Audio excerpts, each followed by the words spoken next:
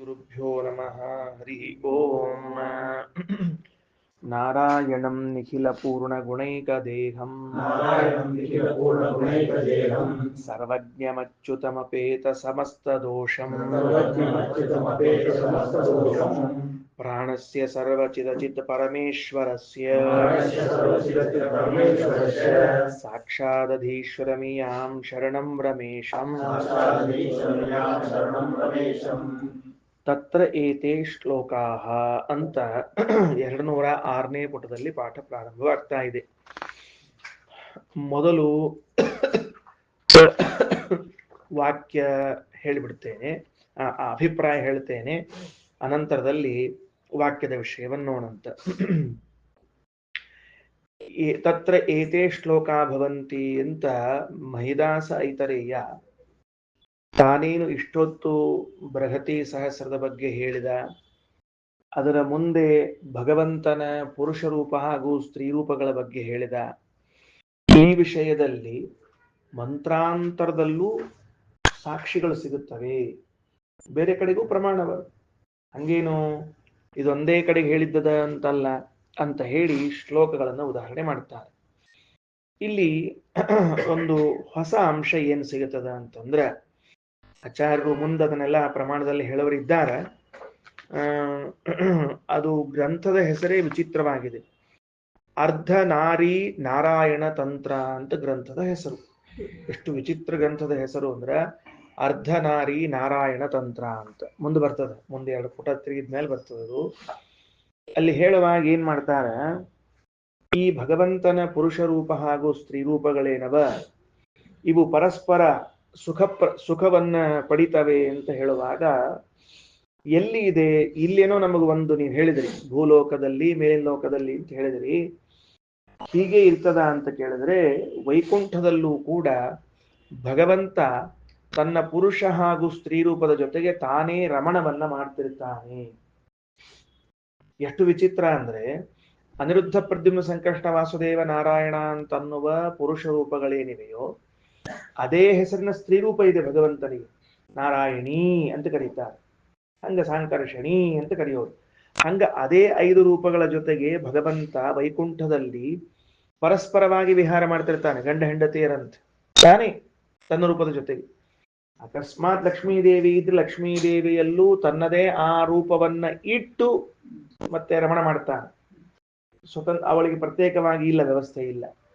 ಇದನ್ನ ನೋಡ್ಲಿಕ್ಕೆ ದೇವತೆಗಳೆಲ್ಲ ಅಲ್ಲಿ ಸೇರಿರ್ತಾರಂತೆ. ಭಗವಂತನ ಈ ರಮಣ ಪ್ರಕ್ರಿಯೆಯನ್ನು ನೋಡ್ಬೇಕು ಅಂತ ಸೇರಿರ್ತಾರೆ. ಇದು ಒಂದು ತರಹದ್ದು. ಇನ್ನೊಂದೇನು ಅಂದ್ರೆ ಅರ್ಧನಾರಿ ನರ ಅಂತ, ಭಗವಂತನ ಒಂದೇ ದೇಹದಲ್ಲಿ ಒಂದು ರೂಪದಲ್ಲಿ ಒಂದು ಕಡೆಗೆ ಹೆಣ್ಣು ಒಂದು ಕಡೆಗೆ ಗಂಡು ತಾನೇ ಆಗ್ತಾನೆ. ಈ ರುದ್ರದೇವರ ಫೋಟೋ ನೋಡಿರ್ತೀವಲ್ಲ ಕೆಲವೆಲ್ಲ, ಅಲ್ಲಲ್ಲ, ಅರ್ಧನಾರೀಶ್ವರ. ಆ ಅರ್ಧನಾರೀಶ್ವರದಂತೆ ಭಗವಂತ ಇರ್ತಾನೆ. ಆ ರೂಪವನ್ನ ರಥದಲ್ಲಿ ಕುಳಿಸಿಕೊಂಡು ಮೆರವಣಿಗೆ ಮಾಡ್ತಾರೆ ದೇವತೆಗಳು. ಇದು ವೈಕುಂಠದಲ್ಲಿರುವಂತಹ ಮತ್ತೊಂದು ವ್ಯವಸ್ಥೆ. ಅಂದ್ರೆ ಮೊದಲನೇದಾಗಿ ಭಗವಂತನ ಪುರುಷ ರೂಪಗಳು ಸ್ತ್ರೀ ರೂಪಗಳು ಎರಡೂ ಪ್ರತ್ಯೇಕ, ಅದು ಒಂದೇ ದೇಹದಲ್ಲ. ಇದಕ್ಕೂ ನಾರಾಯಣ ಅದಕ್ಕೂ ನಾರಾಯಣ ಅಂತ ಹೆಸರು, ಇದಕ್ಕೂ ಅನಿರುದ್ಧ ಅದಕ್ಕೂ ಅನಿರುದ್ಧ ಅಂತ ಹೆಸರು. ಹಿಂಗ ರೂಪಗಳವ. ಇದೊಂದು ವಿಹಾರ ಮಾಡ್ತಿರ್ತದ, ದೇವತೆಗಳು ದರ್ಶನ ಮಾಡ್ಕೋತಾರೆ. ಇನ್ನೊಂದೇನು ಅಂತ ಕೇಳಿದ್ರೆ, ಒಂದೇ ದೇಹದಲ್ಲಿ ಒಂದು ಭಾಗದಲ್ಲಿ ಸ್ತ್ರೀ ಒಂದು ಭಾಗದಲ್ಲಿ ಪುರುಷನಾಗಿದ್ದುಕೊಂಡು ಪರಮಾತ್ಮ ರಮಣವನ್ನ ಮಾಡ್ತಾನೆ. ಈ ರೂಪಗಳನ್ನ ದೇವತೆಗಳು ರಥದ ಮೇಲೆ ಕೂಡಿಸಿಕೊಂಡು ತಾವೇ ರಥ ತಗೊಂಡು ಹೋಗ್ತಾರಂತ. ಆ ರಥಕ್ಕ ಕುದುರೆಗಳು ಯಾರು ಅಂತ ಕೇಳಿದ್ರೆ ತಾವ ಗಂಡ ಹೆಂಡತಿ ಕುದುರೆ ಆಗಿರ್ತಾರಂತ. ಯಾರು? ದೇವತೆಗಳು ತಾವೇ ಗಂಡ ಹೆಂಡತಿ ಕುದುರೆಯಾಗಿ ಆ ರಥವನ್ನ ತೆಗೆದುಕೊಂಡು ಹೋಗ್ತಾರೆ. ಭಗವಂತನ ವಿಹಾರ, ಇದು ವೈಭವ. ಆ ರಥದಲ್ಲಿ ಮುಕ್ತರಾಗಿರುವಂತಹ ವಾಯುದೇವರು ಅಂದ್ರೆ ಬ್ರಹ್ಮದೇವರಾಗಿ ಮುಕ್ತರಾದವರು ಅಂತ ಅರ್ಥ. ಭಾರತೀ ಸಮೇತರಾಗಿ ಅವರು ಆ ರಥದಲ್ಲಿ ಇರ್ತಾರಂತೆ. ದೇವತೆಗಳದನ್ನ ಕರ್ಕೊಂಡು ಹೋಗ್ತಾರ ಅಂತ. ಇದು ಮೇಲ್ಗಡೆಗೆ. ಇನ್ನು ದೇಹದಲ್ಲೂ ಭಗವಂತನ ಆ ರೂಪ ಇದೆಯಂತೆ, ಅರ್ಧನಾರಿನ ರೂಪಗಳಿವೆ ಅಂತೆ. ಇಲ್ಲೂ ಒಂದು ರಥೋತ್ಸವ ಆಗ್ತಿರ್ತದಂತ. ಯಾವುದು ರಥ ಅಂತ ಕೇಳಿದ್ರೆ ಈ ದೇಹವೇ ರಥ. ಇವೇನು ಕಿವಿ ಮತ್ತು ಕಣ್ಣುಗಳವ ಇವು 4 ಕುದುರೆಗಳು. ಸೂರ್ಯ, ಸಂಜ್ಞಾದೇವಿ, ಚಂದ್ರ, ರೋಹಿಣಿ ದೇವಿ ಅನ್ನುವಂಥವ್ರು 4 ಕುದುರೆಗಳಾಗಿ ಕಣ್ಣಿನಲ್ಲಿ ಕಿವಿಯಲ್ಲಿ ಇದ್ದಾರೆ. ಇದಕ್ಕೆ ಹಗ್ಗ ಯಾರು ಅಂತ ಕೇಳಿದ್ರೆ ಪಾರ್ವತೀ ದೇವಿನೇ ಹಗ್ಗ. ಇದಕ್ಕೆ ಹೆಂಗಿದ್ದಾಳಂದ್ರೆ ಹಾವಿನ ರೂಪದಾಗಿದ್ದಾಳಂತ ಹಗ್ಗ ಆಗಿ. ಸಾರಥಿ ಯಾರು ಅಂತ ಕೇಳಿದ್ರೆ ರುದ್ರದೇವರೇ ಸಾರಥಿ ಅಂತ. ಈ ರಥದೊಳಗ ವಾಯುದೇವರು ಭಾರತೀ ಸಮೇತನಾಗಿ, ಪರಮಾತ್ಮ ಲಕ್ಷ್ಮೀ ಸಮೇತನಾಗಿ ಕೂತಿದ್ದಾರೆ. ಇಲ್ಲಿ ರಥೋತ್ಸವ ನಡೀತಿರ್ತದೆ ಅನ್ನುವಂತಹ ಅಂಶವನ್ನ ಈ ಮುಂದಿನ ಪಾಠದಾಗ ನಾವು ಓದ್ಲಿಕ್ಕೆ ಹೊರಟಿದ್ದೇವೆ. ಇದು ಫಸ್ಟ್ ಪಾಯಿಂಟ್. ಇದು ಆದ್ಮೇಲೆ ಮತ್ತ ಇನ್ನೊಂದು ಅಂಶವನ್ನು ಹೇಳ್ತಾರ, ಅದು ಇದ್ರಾಗೆ ಬರ್ಕೋತ ಹೋಗ್ತದೆ ಎಲ್ಲ. ಇನ್ನೊಂದು ಅಂಶ ಏನು ಅಂದ್ರೆ, ಈಗೇನು ವೈಕುಂಠದಲ್ಲಿ ಈ ತರಹದ ಭಗವಂತನ ರಮಣ ಅಂತದ ಅಲ್ಲ, ಅಲ್ಲಿ ಋಷಿಗಳಿಗೂ ಗಂಧರ್ವರಿಗೂ ಪ್ರವೇಶ ಇಲ್ಲ ಅಂತಲ್ಲಿ. ಅದು ದೇವತೆಗಳಿಗೆ ಮಾತ್ರ ಪ್ರವೇಶ ಅಂತಲ್ಲಿ. ಮುಕ್ತರಾಗ್ಯಾರ ಅವರು ಋಷಿಗಳು, ವಸಿಷ್ಠ ವಿಶ್ವಾಮಿತ್ರಾದಿಗಳು. ನಾವು ಹೋಗ್ತೀವಿ ಅಂದ್ರ ನಿಮಗೆ ಪಾಸ್ ಇಲ್ಲ, ಒಳಗೆ ಬಿಡೋದಿಲ್ಲ ನಾವು ಅಂತ ಹೇಳಿ ಕೂಡಿಸ್ಬಿಡ್ತಾರಂತ ಹೊರಗಡೆ. ಅಷ್ಟು ವ್ಯವಸ್ಥೆ ಇದೆ ಅಂತ ಅಂದ್ರ ದೇವತೆಗಳಿಗೆ ಮಾತ್ರ. ಮುಂದ ದೇವತೆಗಳು ಭಗವಂತನ ಆರೂಪವನ್ನು ನೋಡಿಕೊಂಡು ತಮ್ಮ ದೇಹದಲ್ಲಿ ಏನೇ ಒಂದು ಭಾಗದಲ್ಲಿ ತಮ್ಮ ಹೆಂಡತಿಯನ್ನ, ಇನ್ನೊಂದು ಭಾಗದಲ್ಲಿ ತಾವು ಸೇರಿಕೊಂಡು ಆ ರೀತಿಯಿಂದ ರಮಣವನ್ನ ಮಾಡ್ತಾರೆ ಅನ್ನುವಂತಹ ಅಂಶವನ್ನು ತಿಳಿಸ್ತಾರೆ.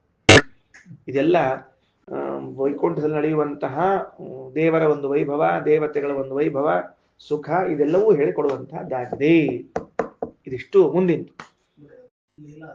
ಲೀಲಾ ಅಷ್ಟೇ ಅದಲ್ಲ ಅಲ್ಲ, ಆನಂದ, ಸುಖ ಸುಖ ಆನಂದ, ಭಾರಿ ಆನಂದ ಆಗ್ತದೆ.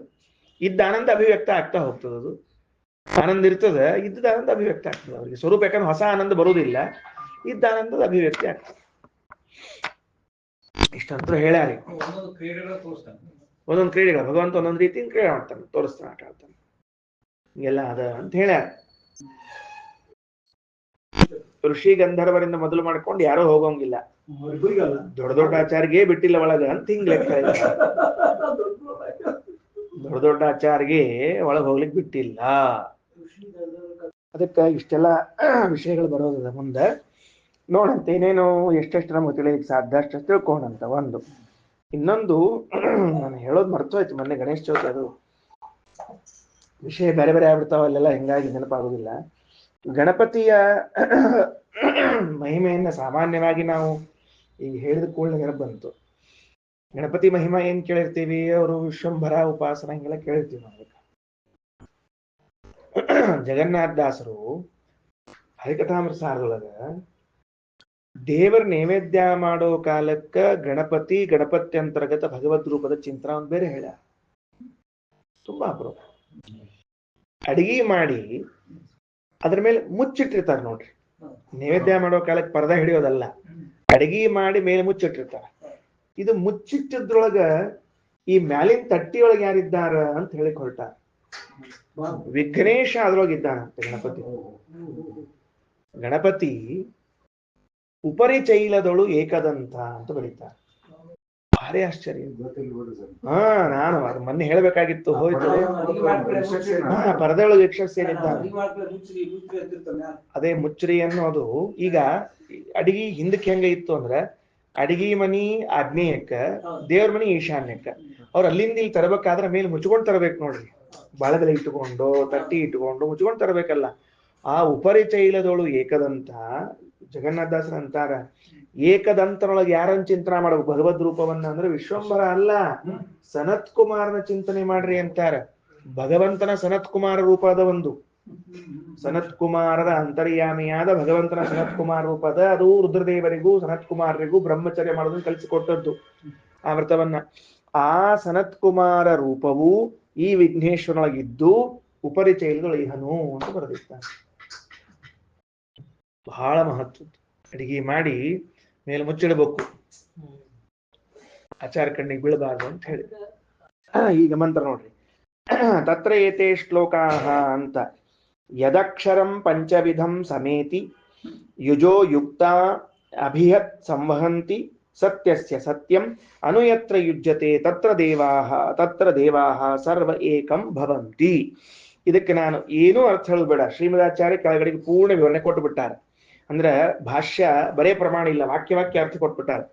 ಯನ್ ನಾರಾಯಣಾದಿ ರೂಪೇಣ, ನಾರಾಯಣ ವಾಸುದೇವ ಸಂಕರ್ಷಣಾದಿ ರೂಪಗಳವನೋ ಪಂಚವಿಧಂ ಅಕ್ಷರಂ, ಅವ 5 ಅಕ್ಷರ ರೂಪಗಳು. ಅಕ್ಷರಂ ಪರಂ ಬ್ರಹ್ಮ, ಆ 5 ವಿಧವಾದ ನಾಶರಹಿತನಾದ ಪರಬ್ರಹ್ಮ.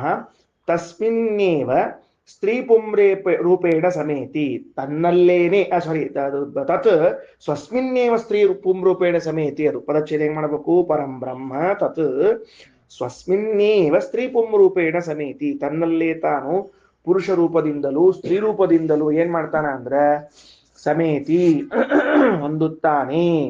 ಅಂದ್ರ ಅರ್ಧನಾರಿ ನರ ರೂಪದಿಂದ ತನ್ನಲ್ಲೇ ಸ್ತ್ರೀ ರೂಪ ಪುರುಷ ರೂಪದಿಂದ ಹೊಂದುತ್ತಾನ, ಅಥವಾ ಪಂಚವಿಧ ನಾರಾಯಣಾದಿ ರೂಪಗಳಿಂದ ಅದು ಹೊಂದುತ್ತಾನ ಅನ್ನೋದನ್ನು ಹೇಳಿದ್ದಾರೆ. ಎರಡೂ ಅರ್ಥ ಅದ.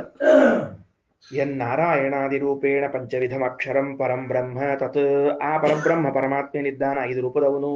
ಸ್ವಸ್ಮಿನ್ನೇವ ಸ್ತ್ರೀ ರೂಪೇಣ ಸಮೇತಿ, ತನ್ನಲ್ಲೇ ತಾನು ಸ್ತ್ರೀ ಪುರುಷ ರೂಪದಿಂದ ಹೊಂದುತ್ತಾನ. ಮುಂದೆ ನೋಡ್ರಿ, ಸ್ತ್ರೀ ರೂಪೇಣ ಯುಜಃ, ಹಂಗ ಸ್ತ್ರೀ ಪುರುಷ ರೂಪದಿಂದ ಕೂಡಿದಂಥವನನ್ನು ದೇವಾಹ ದೇವತೆಗಳು ಅಶ್ವರೂಪೇಣ ರಥೇ ಯುಕ್ತಾಹ ಸಂತಹ, ಕುದುರೆ ರೂಪದಲ್ಲಿ ರಥದಲ್ಲಿ ಕಟ್ಟಲ್ಪಟ್ಟವರಾಗಿ ಗಂಡ ಹೆಂಡತಿ ನಾರಾಯಣಾಖ್ಯಂ ಪರಂ ಬ್ರಹ್ಮ ಅಭಿಸಂವಹಂತಿ, ಆ ಪರಮಾತ್ಮನನ್ನು ಕರ್ಕೊಂಡು ಸಂಚಾರ ಮಾಡ್ತಾರ. ಅದು ರಥೋತ್ಸವ, ಅದು ಅವಾಗ ಭಾರಿ ರಥೋತ್ಸವ ಮೇಲೆ. ತದೇತತ್ ಸತ್ಯಸ್ಯ ಸತ್ಯಂ, ಅದೇನದು ಸತ್ಯಸ್ಯ ಸತ್ಯಂ, ಮುಖ್ಯ ಪ್ರಾಣದೇವರಿಗಿಂತಲೂ ಉತ್ತಮನಾದ ನಾರಾಯಣಾಖ್ಯಂ ಬ್ರಹ್ಮ, ನಾರಾಯಣ ರೂಪಿಯಾದ ಪರಮಾತ್ಮನಿದ್ದಾನ. ಯತ್ರ ಅನುಯುಜ್ಯತೆ, ಯಸ್ಮಿನ್ ಸ್ವರೂಪೇವ ಸ್ತ್ರೀ ರೂಪೇಣ ಯುಜ್ಯತೆ, ಯಾವ ದೇಶದಲ್ಲಿ ವೈಕುಂಠದ ಯಾವ ಪ್ರದೇಶದಲ್ಲಿ ಇರ್ತಾನೋ ತತ್ರ ತಸ್ಮಿನ್ ಏವ ಪರೇ ಬ್ರಹ್ಮಣಿ ನಾರಾಯಣಾಖ್ಯೆ, ಆ ಜಾಗದಲ್ಲಿ ಸರ್ವದೇವಾಹ ಏಕೀಭವಂತಿ ಮುಕ್ತಾಹ ಸಂತೋ ಮಿಲಿತಾ ಭವಂತಿ, ಮುಕ್ತರಾಗಿ ಹೋಗಿ ನಿಂತ್ಕೋತಾರ. ತಿಳಿತದಲ್ ವಿಷಯ?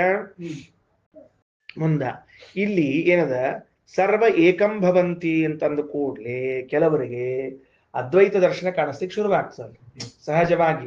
ಏಕಂ ಭವಂತಿ ಅಂತಂದ್ಮೇಲೆ ಮುಗಿದು ಹೋತಲ್ಲ ಅಂತ ಹೇಳಿ, ಏಕಾಗೋದಂದ್ರ ಒಂದಾಗೋದು. ಅದಕ್ಕೆ ಕೆಳಗೆ ಶ್ರೀಮದಾಚಾರ್ಯ ಅಂತಾರೆ, ನಾಯಂ ಏಕೀಭಾವೋ ನಾಮ ಸ್ವರೂಪ ಐಕ್ಯಂ. ಇಲ್ಲಿ ಏಕೀಭಾವ ಅನ್ನೋ ಶಬ್ದಕ್ಕ ಸ್ವರೂಪ ಐಕ್ಯ ಅಂತ ತಿಳಿಬೇಡ್ರಿ, ಅರ್ಥ ಆಯ್ತಾ? ಸ್ವರೂಪ ಐಕ್ಯ ಅಲ್ಲದು. ಕಿಂತು ಏಕಸ್ಥಾನೇ ವಾಸಃ, ಒಂದೇ ಜಾಗದಲ್ಲಿ ಇರುವಿಕೆ, ಅತ್ಯನುಕೂಲ ಚಿತ್ತತಾಚ, ಹಿಂಗ ಅರ್ಥ ಮಾಡಬೇಕು ಅಂತಾರೆ ಶ್ರೀಮದಾಚಾರ್ಯ. ಏಕಂ ಭವಂತಿ ಅಂದ್ರ ಒಂದೇ ಸ್ಥಳದಲ್ಲಿ ಇರ್ತಾರೆ, ಅಂದ್ರ ಸ್ಥಳ ಒಂದದ, ಅಲ್ಲಿದ್ದವರಲ್ಲಿ ಆ ಒಂದು ಅನ್ನೋ ಸಂಖ್ಯೆ ಆರೋಪ ಮಾಡ್ಬೇಕು. ಒಂದು ಇಲ್ಲ ಅಂದ್ರೆ ಅತ್ಯನುಕೂಲ ಚಿತ್ತತ, ಇವ್ರ ಬುದ್ಧಿ ಅವ್ರ ಬುದ್ಧಿ ಒಂದೇ ರೀತಿಯಿಂದ ಕೆಲಸ ಮಾಡ್ತದ ಅಂತ ಅರ್ಥ. ಅತ್ಯನುಕೂಲ ಚಿತ್ತತ ಏನದ ಅರ್ಥದು? ಅತಿ ಅನುಕೂಲ, ಇವ್ರ ಮನಸ್ಸು ಅವ್ರ ಮನಸ್ಸು ಬೇರೆ ಬೇರೆ ಆಗ್ಲಿಲ್ಲ, ಸಮಾನ ಅಭಿಪ್ರಾಯ ಉಳ್ಳವರಾದ್ರು ಅಂತ. ಅದಕ್ಕೆ ಒಂದು ಮಹಾಭಾರತ ಶ್ಲೋಕವನ್ನು ಕೊಡ್ತಾರೆ. ಎಲ್ಲಾ ಕಡೆಗೆ ಏಕೀಭವಂತಿ ಅಂತ ಅಂದ ಕೂಡ್ಲೆ ಒಂದಾದ್ರು ಅಂತ ಅನಬಾರ್ದು, ಐಕ್ಯ ಹೇಳಿದ್ರು ಅಂತ ಅನಬಾರ್ದು. ಯಾಕ?